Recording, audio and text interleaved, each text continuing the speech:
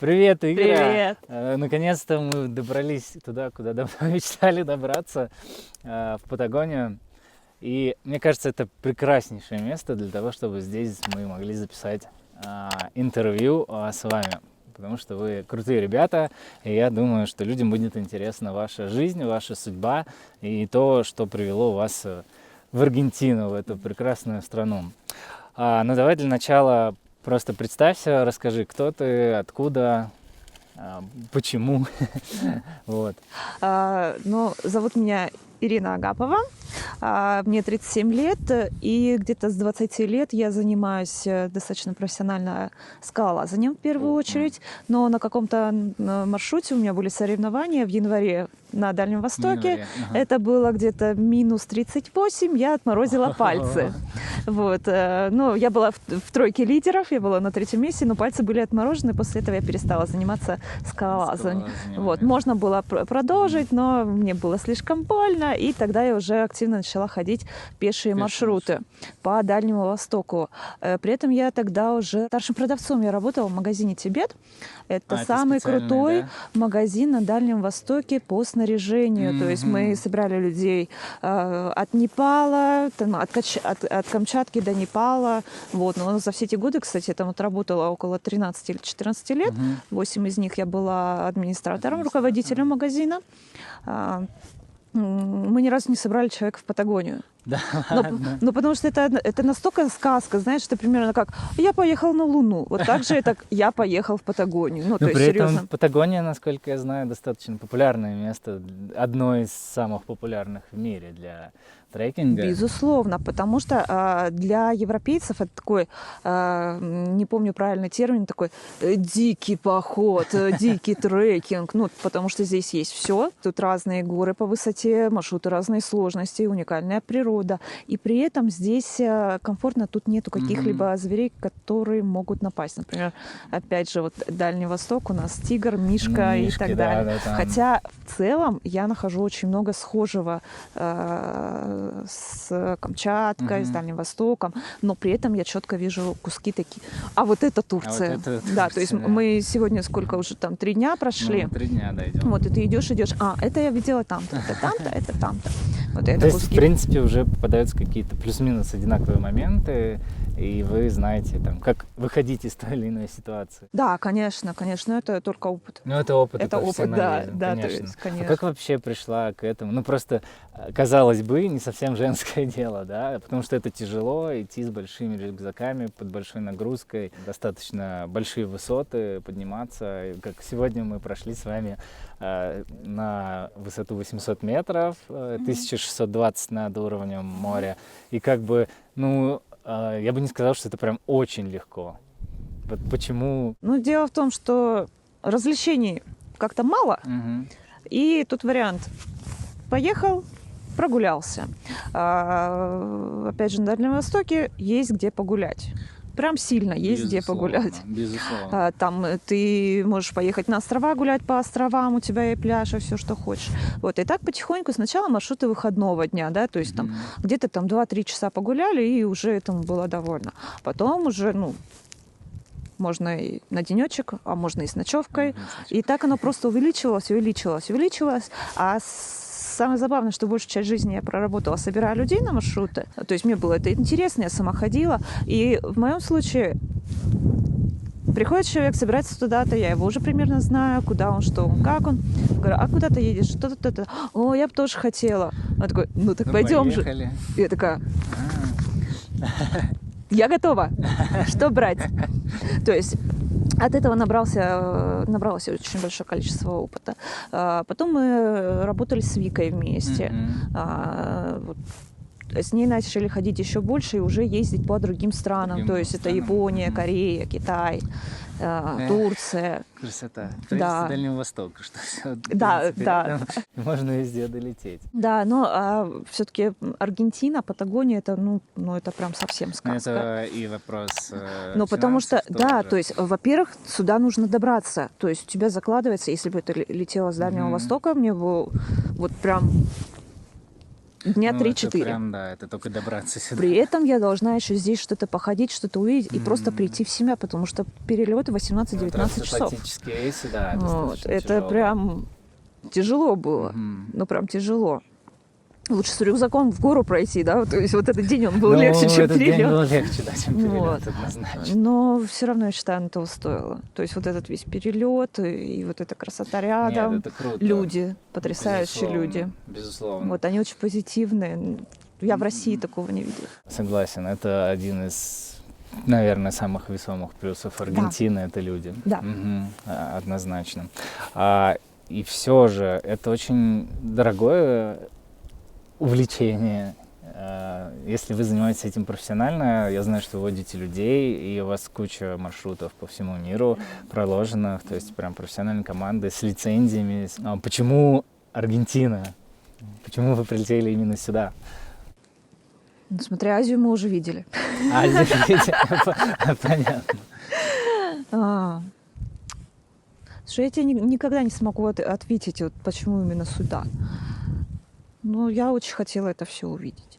Вот этих фотографий, каких-то видеообзоров, их сильно недостаточно, чтобы вот понять этот масштаб. Ну ты посмотри на этот масштаб. Это вообще невероятно. То есть это и Норвегия, о которой я когда-либо мечтала, это и Да. Камчатка, и Все. все. Там тепло, а вот здесь у нас сейчас Да, идет там легкий снежочек. Да, да, то есть вон мы видим прекрасная Вообще. шведская деревушка. Да, да.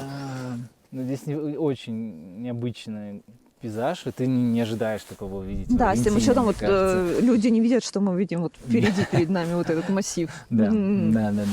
М. И это Аргентина. И Это это Аргентина. Анды. Охренеть. Да. Я так понимаю, вы планируете здесь тоже водить людей на треки и пройти лицензирование там на ключевые точки, которые есть в этой стране. Да, потому что здесь есть и альпинизм, и туризм, и хайкинг. То есть хайкинг — это маршруты 1-2 дней с нетяжелым рюкзаком. То есть ты можешь где-то там переночевать в шелтере, то есть ты ты идешь Не прям вот стесняться прогулка в обстоятельств, удовольствие, да. хочешь там с 5-летними детьми, вообще не проблема. Вот. А трекинг — это как вот сейчас у нас с тобой Да, трекинг трекинг. был. Да, у нас тяжелый рюкзак, мы идем день, 2, 3, 10, это прям трекинг. Плюс там разная категорийность. И здесь есть альпинизм, здесь есть аконкагуа. Это, соответственно, берется абсолютно другое снаряжение, системы карабинов, веревок, связки. Это другие ощущения. Ну, здесь другое совсем, да. Но я пока к этому не готов, если честно, ребят. Вот все, все постепенно. Да, нет, я ходил как-то в горы, но не настолько, вот, что вот это вот все мы на себе тащим. Мне прикольно, кстати, ощущение. Прям Да, максимально потом ты начнешь хорошее. ценить такие маленькие радости, как вау, горячая вода, Вообще ее не надо горячая кипятить, вода, да. ванна, в ней Плита, можно лежать. ванна. У нас там, кстати, вот рядом большой такой типа бассейн сооруженный, идет снег, и в нем холодная вода, и нам сказали, что помыться вы можете только там. Это вот на рефьюджи. Ты сначала помылся, и только чистый можешь туда нырнуть. Чистым, да, в этот Но бассейн. представляешь, как клево тут летом, когда жарище. Летом же, То есть ты вот кстати, так наверное, лежишь, да, у тебя и такой это... прекраснейший вид на вот эти озера. Да, Прям 100%. да, под ночным небом, тут же Ночным. вообще ярко. Аргентина — это смена страны, смена места жительства постоянного, да. Не будем сейчас вдаваться, по каким причинам. У нас тут птичка летает. Да, пушистая Такая, птичка. причем она так не боится, прям близко к нам подходит. Прикольно. Вот И она, да? Патагония, да. Ну да, даже животные, Даже они такие животные общительные. Что делаете? общительные, да, Давайте помогу. максимально круто. Так вот, к чему я? Другая страна, смена валюты, смена всего. Как зарабатываете на жизнь? Слушай, ну сейчас по-разному. В любом случае, в России мы уже зарабатывать точно не могли все. Ну, потому что, ну, куда водить? Там маршрут раз, два, три. Но нам просто неинтересно, мы привыкли к другому масштабу. То есть одни и те же маршруты показывать людям это грустно, потому что мы можем больше показать. Вот. Почему Аргентина? Наверное, потому что максимально далеко и максимально другой мир. Вот когда говорю, там, сюда приезжаешь, там, мечта была, да, как увидеть Патагонию, как на Марс летать. Вот ты сюда приезжаешь, ты серьезно, как на Марсе. Да, действительно. Что больше всего поразило тебя в этой стране? Я сейчас, наверное, могу говорить в основном только про Буэнос.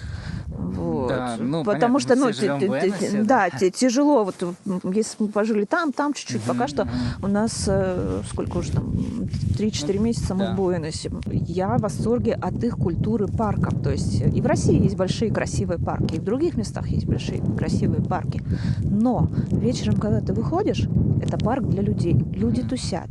Они могут танцевать, они могут там пить свой чай, они могут просто там косячок выкурить, это тоже не проблема. Не проблема, да. Вот. Здесь И все отдыхают, никто никому не мешает. Когда ты в той же России вот здесь на кого-то подымил, а вот здесь ты слишком шумно говоришь, ты мешаешь другим. У них нет, они умеют жить друг с другом, Мгм. уважать и тебя, и себя, и личное пространство в Конечно, округе. И конечно. все, всем комфортно. Я не помню еще ни одной истории, чтобы там какая-то была ссора у людей, это было эмоционально, когда женщина говорит мужчине, что он должен делать, или Мгм. наоборот. Нет, это спокойно люди общаются, что-то там. Очереди. Люди наслаждаются очередью. Ну просто. Это правда. Да. Они просто понимают, что да, я должна здесь постоять, но я могу с кем-нибудь пообщаться, они начинают общаться в очереди. Вот я еще не привыкла к этим очередям. Они просто везде. Это Им тяжело, нравится. да. Им просто Да. нравится. У них это уже Да, они этим, наверное, менталитет. наслаждаются. Да, время идет нормально. Они не перерабатывают. Вот мне тоже нравится, приходишь в магазин в воскресенье, а он закрыт. Да. В лучшем У случае них работает 3 очень дня. круто, вот это life and work balance, это прям вот про Аргентину максимально. Конечно, многие говорят, что они достаточно ленивые. Нет, они не ленивые. Я тоже думаю, что Они это просто с этим мы связано. сравниваем с тем, что человек постоянно гонит и пытается выжить. Пахать. Я сделать Вот это. должен это. Да. И у меня есть суббота-воскресенье, точнее пятница-суббота, чтобы я отдохнул, тусанул, а потом пластом Выспался, лежал в да. воскресенье и по новой пахать, локомотив загружен. Здесь нет, просто люди соблюдают какой-то баланс, что вот есть друзья, семья, что деньги, они не настолько важны. Да. Все самое лучшее мы получаем бесплатно. Но в связи с этим такой вопрос. При каких обстоятельствах ты будешь готова вернуться в Россию? И вообще хочешь ли ты этого? Слушай, ну у меня даже нет такого, что я хочу вернуться в Россию. Мгм. У меня нету такого, что вот там у меня семья, жизнь, друзья, знакомые. Мои знакомые, они уже разъехались. Вот те, с кем я хорошо общалась. Да. Их нету в России. Вернуться в Россию, ну, я еще не весь мир посмотрела. Хорош, замечательно. Я еще не весь мир посмотрела. Ну, есть Земля, планета Земля, и она вот, это все тоже мой дом. Вот. Касательно Обстоятельств. обстоятельств их, я не думаю, что ситуация улучшится в ближайший год, 2, 5, 10. Ну, скорее всего.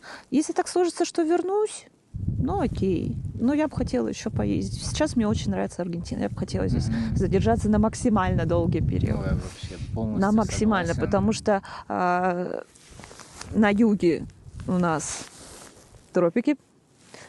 И нет, на севере у нас тропики. Да, у А, нас всё наоборот, да, я все еще На привыкаю, севере да. тропики, да. Да, то есть сейчас мы на юге, и вот немного снега. Напоследок дай совет людям, которые собираются переехать из своей страны, не обязательно там из России, не обязательно в Аргентину, просто вот куда-либо.